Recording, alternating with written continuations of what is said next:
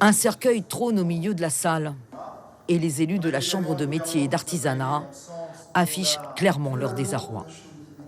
Ils ont appris il y a seulement quelques jours que la situation financière de la CMA est hautement dégradée en raison de l'effondrement de la ressource fiscale.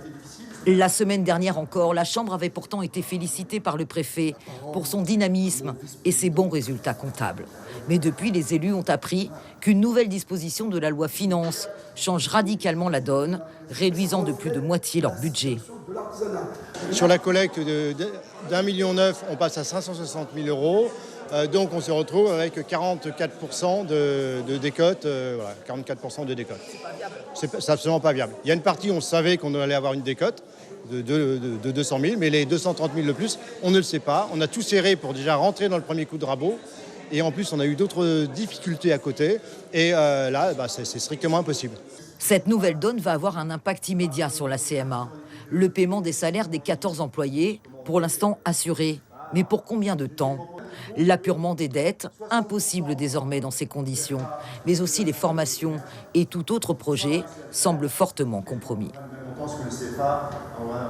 Au secours, c'est encore même un service administratif d'État ne peut pas faire ça aujourd'hui avec le besoin qu'on a besoin. Nos artisans, ça représente 6063 artisans. Ils ont besoin justement de cette chambre. Ils ont besoin de son soutien. Ils ont besoin du service de cette chambre. Alors, s'il vous plaît, mon Dieu, sauvez cette chambre. Dans la salle, 2 élus, le représentant de l'opposition à la CTG, Gauthier Horth, et le député Gabriel Serville, qui examinent le dossier pour une prochaine question au gouvernement sur une possible compensation. Reste 7 interrogations.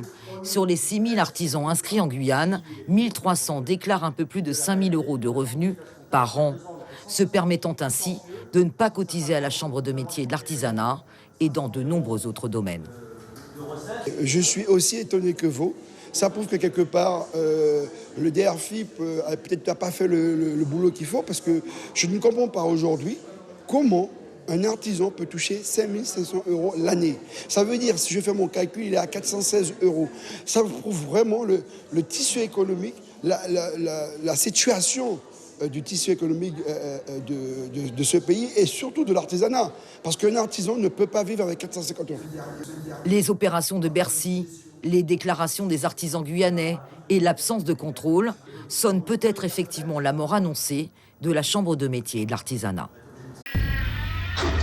Suivez l'info sur Guyana Première, télé, radio et Internet.